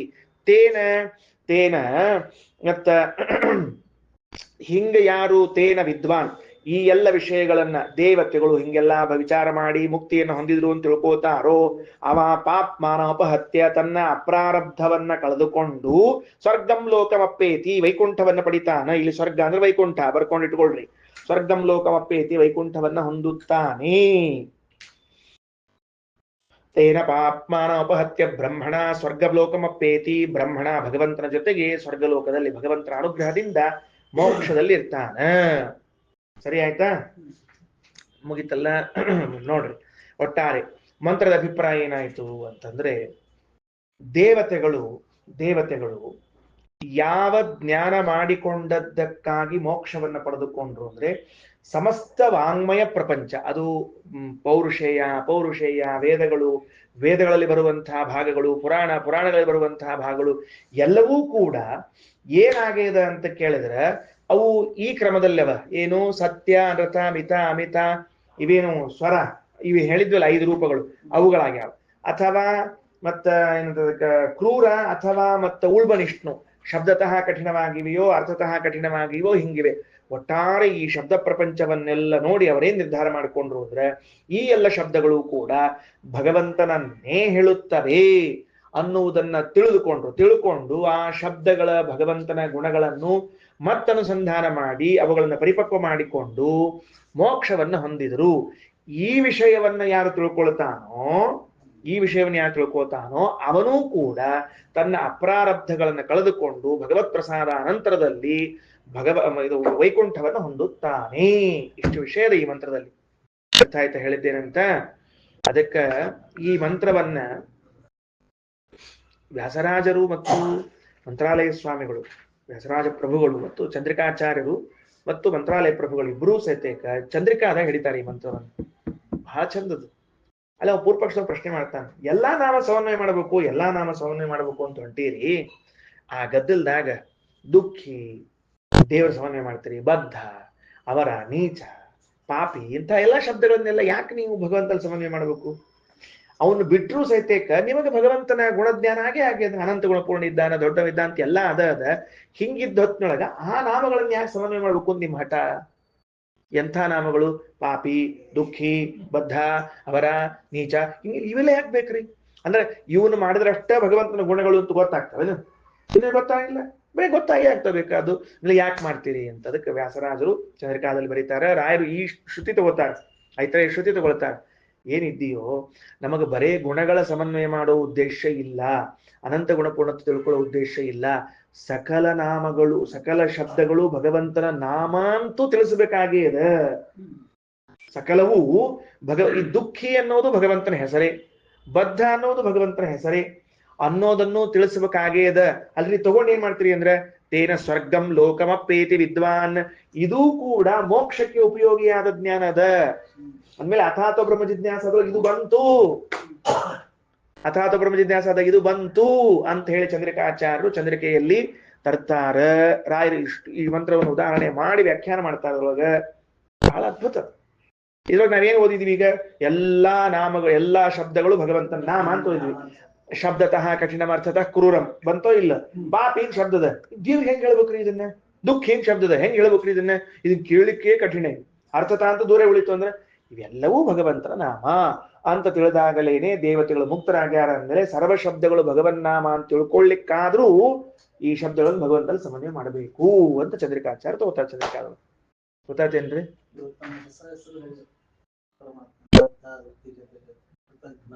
ಕೃತಜ್ಞ ಲೋಕಮಪ್ಪೇತಿ. ಅದರಿಂದ ಸರಿ, ಮುಂದ ವಿಯೂಯ. ಈಗ ಭಾಷೆ ಓದ್ ಮುಗಿಸ್ಬೋಣಂತ. ವಿಯೂಯ ಅದ್ರ ಮುಂದ ವಿಚಾರ್ಯ. ಆ ವಿಯೂಯ ಮುಂದೆ ಈಸಿಕ್ವಲ್ ಟು ಹಾಕೊಂಡ್ಬಿಟ್ರಿ ಅಂದ್ರೆ ವಿಚಾರ ಗೊತ್ತಾಗ್ಬಿಡ್ತದ. ನಾಮಾಯತ್ತಾನ್ಯೇವ ಅಂದ್ರ ನಾಮಾರ್ಥ ಭೂತಾನ್ಯೇವ, ನಾಮಾಯತ್ತ ಅಂತ ಮೂಲದಾಗದೆ. ಅದರ ಅರ್ಥ ಏನು? ಈಸಿಕೊಲ್ಟ್ ಹಾಕೊಳ್ರಿ ನಾಮಾರ್ಥ ಭೂತಾನ್ಯೇವ, ಮತ್ ಈಸಿಕೊಲ್ಟ್ ಹಾಕೊಂಡ್ರೆ ವಿಷ್ಣೋರ್ ಮಾಹಾತ್ಮ್ಯಾದೀನಿ ಅಂತ ಅರ್ಥ. ಅದಕ್ಕೆ ಭಗವಂತನ ಮಹಿಮೆಗಳನ್ನು ಅನ್ವವಿಂದನ್. ತತಶ್ಚ ಅಧಿಕಂ ಸಮತೃಪ್ಯನ್, ಅದನ್ನು ತಿಳಿದ್ಮೇಲೆ ಇನ್ನಿಷ್ಟು ತೃಪ್ತರಾದರು. ಶ್ರುತೆ ಪರಿಪಕ್ವೇ ಸತಿ ಜ್ಞಾನೇ, ಅಲ್ಲಿ ಶ್ರುತೆ ಅನ್ನೋ ಶಬ್ದದ ಮೂಲದಲ್ಲಿ ಅದಕ್ಕೆ ಶ್ರೀಮದಾಚಾರ್ಯ ಅರ್ಥ ಬರೀತಾರೆ ಪರಿಪಕ್ವವಾದಾಗ ಅಂತ ಅರ್ಥ. ಅದಕ್ಕೆ ಅಲ್ಲಿ ಹೇಳಿ ನೋಡ್ರಿ, ಸಮತೃಪ್ಯನ್ ಶ್ರುತೇಧಿ ಅಂತದ ನೋಡ್ರಿ, ಪದಚ್ಛೇದ ಮಾಡ್ಕೊಳ್ರಿ ಅಂತ ಹೇಳಿದ್ದೆ. ಯಸ್ಮಿನ್ ವಿಷ್ಣು, ಯಾವ ಭಗವಂತನಲ್ಲಿ ನಾಮಾನಿ ಜ್ಞಾತ್ವ, ಭಗವದ್ವಿಷೇಕವಾದ ನಾಮಗಳು ತಿಳ್ಕೊಂಡು, ತಸ್ಮಿನ್ ಜ್ಞಾನೇ ಪರಿಪಕ್ವೇ, ಆ ಜ್ಞಾನವು ಪರಿಪಕ್ವವಾದಾಗ, ಸಮತೃಪ್ಯನ್ ತೃಪ್ತರಾದ ದೇವತೆಗಳು, ತಸ್ಮಿನ್ನೇವ ದೇವಾಹ ಸರ್ವಯುಜೋ ಭವಂತಿ, ಅವನಲ್ಲೇ ಹೋಗಿ ಸೇರಿಕೋತಾರೆ. ಅವನ ಕಾಯೇನ ವಾಚ ಮನಸ ಅವನನ್ನೇ ಸೇರಿಕೊಳ್ತಾರ. ಇತಿ ಅವಧಾರಣಾರ್ಥಂ ಪುನರ್ವಚನಂ ಮುಂದ. ಅಥವಾ ಸರ್ವಯುಜೋ ಭವಂತಿ ಅಂದ್ರೆ ಮನವಾಕ್ಕರ್ಮಭಿ ತತ್ರೈವ ಯುಕ್ತ ಭವಂತಿ ಇತ್ಯರ್ಥ. ಅಲ್ರಿ, ಈ ಕ್ರೂರ ಮತ್ತು ಉಲ್ಬಣ ಅನ್ನೋ ಶಬ್ದಕ್ಕೆ ಅರ್ಥ ಏನ್ ತಿಳಿಲಿಲ್ಲ ನಮಗ ಅಂದ್ರೆ, ಅರ್ಥತಃ ಕಠಿಣಂ ಕ್ರೂರಂ ಉಲ್ಬಣಂ ಶ್ರವಣ ಪ್ರಿಯಂ. ಶಬ್ದ ಕಿವಿ ಕೇಳಿಕ್ನ ತ್ರಾಸ ಆಗ್ತಿತ್ತು ಅಂದ್ರೆ ಅದಕ್ಕೆ ಉಲ್ಬಣ ಅನ್ಬೇಕ್ರಿ. ಇನ್ನ ಕ್ರೂರ ಶಬ್ದ ಅಂದ್ರೆ ಅರ್ಥದಿಂದ ಕಠಿಣವಾದದ್ದು ತಿಳ್ಕೊಳ್ರಿ. ಅರ್ಥ ಆಯ್ತಾ? ಮುಗಿಸಿರಿ ಶ್ರೀಮದಾಚಾರ್ಯ. ಇನ್ನು ಮತ್ತೊಂದು ಚಂದದ ಏನು, ನೈನಂ ವಾಚಾ ಸ್ತ್ರೀಯಂ ಬ್ರುವನ್ ನಸ್ತ್ರೀ ಪುಮಾನ್ ಬ್ರುವನ್ ಅಪುಮಾಂಸನ್ನ ಬ್ರುವನ್ನೇವಂ ವದತಿ ಕಶ್ಚನ. ಏನ್ ಚರ್ಚಾ ಅಂದ್ರೆ ದೇವರು ಗಂಡು ಹೆಣ್ಣು ಅಂತ ಒಂದು ಚರ್ಚೆ. ಮುಂದಿನ ಭಾರಿ ಚಂದ ಚರ್ಚಾ. ಏನ್ ಕರಿಬೇಕು ನೀವು? ಈಗೇನ್ ಮಾಡ್ಬಿಟ್ರಿ, ಗಂಡ್ ಇದ್ದಾನೆ ಹೆಣ್ಣಿದೆ, ಈ ರೂಪದ ಆ ರೂಪದ ಆ ರೂಪದ ಇದು ಎಲ್ಲ ಹೇಳ್ಬಿಟ್ರಿ. ನಾನು ಖರೆ ಗಂಡು ಖರೆ ಹೆಣ್ಣು ಹೇಳ್ಬಿಡಿ ನೋಡಂತ ಅಂತ ಚರ್ಚೆಯನ್ನು ತಗೊಳ್ತಾರೆ, ಶುರು ಮಾಡ್ತಾರೆ. ಅದಕ್ಕೆ ಭಗವಂತನದ್ದೇನಂತ ನಾನು ನೋಡಂತ. ಮತ್ತ ಅದಕ್ಕ ನೈನಂ ವಾಚಾ ಸ್ತ್ರೀಯಂ ಬ್ರುವನ್ ನೈನಂ ಅಸ್ತ್ರೀ ಪುಮಾನ್ ಬ್ರುವನ್ ಪುಮಾಂಸಂ ನ ಬ್ರುವನ್ ಏನಂ ವದತಿ ಕಶ್ಚನ. ಅದಕ್ಕಂತಾರ ಏನಂ ವಿಷ್ಣು, ಈ ಭಗವಂತನನ್ನು, ವಾಚ ಕೇವಲ ಬಾಯಿ ಮಾತಿನಿಂದ, ಸ್ತ್ರೀಯಂ ಸ್ತ್ರೀ ರೂಪದವನು ಅಂತ ಹೇಳಿದವನು ಸರಿಯಾಗಿ ಹೇಳಿದವನಲ್ಲ. ಬರೀ ಬಾಯಿಲ್ ಅಂದ್ಬಿಟ್ಟ, ದೇವ್ರ ಹೆಣ್ಣು ಹೇಳ್ರಿ ಅಂತ ಇಷ್ಟ ಅಂದ್ಬಿಟ್ಟ. ಪ್ರಮಾಣ ಏನ್ ಕೊಟ್ಟಿಯೋ ನೀನು? ಅಲ್ಲ, ನೀ ಪ್ರಮಾಣ ಕೊಟ್ಟಿಲ್ಲ ಅಂದಲ್ಲ. ಇನ್ನ ಏನಂ ಪುಮಾಂಸಂ, ಇಲ್ಲ ಭಗವಂತ ಎಂಥವ ಅಂದ್ರ ಗಂಡ್ಸು ಅಂತ ಹೇಳುವನು ಕೂಡ ಅಲ್ಲ. ಅಲ್ಲವಾ? ಅಲ್ಲ. ಹಂಗಾರ ಏನ್ ಮಾಡೋಣಂತ, ಅಸ್ತ್ರೀ ಪುಮಾಂಸಂ ಬ್ರವನ್, ಸ್ತ್ರೀ ರೂಪ ಇನ್ ಕೆಲವರು ಮತ್ತು ಗಂಡು ಅಲ್ಲ ಹೆಣ್ಣು ಅಲ್ಲ, ಹೋಲ್ ಏನು ಅಲ್ಬಿಡ್ರವ ಅಂತ ಅವನು ದಡ್ಡನೆ ಇದ್ದಾನೆ. ಹಂಗನಬಾರದು. ದೇವರನ್ನು ಕೇವಲ ಹೆಣ್ಣು ಅಂತ ಹೇಳಬಾರ್ದು, ಕೇವಲ ಗಂಡು ಅನ್ಬಾರ್ದು. ಹಂಗಾರೆ ಗಂಡು ಅಲ್ಲ ಹೆಣ್ಣು ಅಲ್ಲ ಅಂತೀನಿ ಅಂದ್ರೆ ಹಂಗೂ ಅನ್ನಬಾರ್ದು. ಅವನು ಮತ್ತೇನಿದ್ದಾನವ ಅಂದ್ರೆ ವಿಲಕ್ಷಣನಾಗಿದ್ದಾನೆ ಅಂತ ಹೇಳಬೇಕು ಅಂತ ಒಂದು ಮರಣ ಮಾಡ್ತಾರೆ. ಯಾಕ? ಭಗವಂತನಿಗೆ ಸ್ತ್ರೀ ರೂಪವೂ ಅದ, ಪುರುಷ ರೂಪವೂ ಅದ. ಆದ್ದರಿಂದ ಹಂಗೆ ಹೇಳಬೇಕು ಅಂತ ತಿಳಿಸ್ತಾರೆ. ನೋಡ, ಶ್ರೀಕೃಷ್ಣ ಅರ್ಪಣಮಸ್ತು.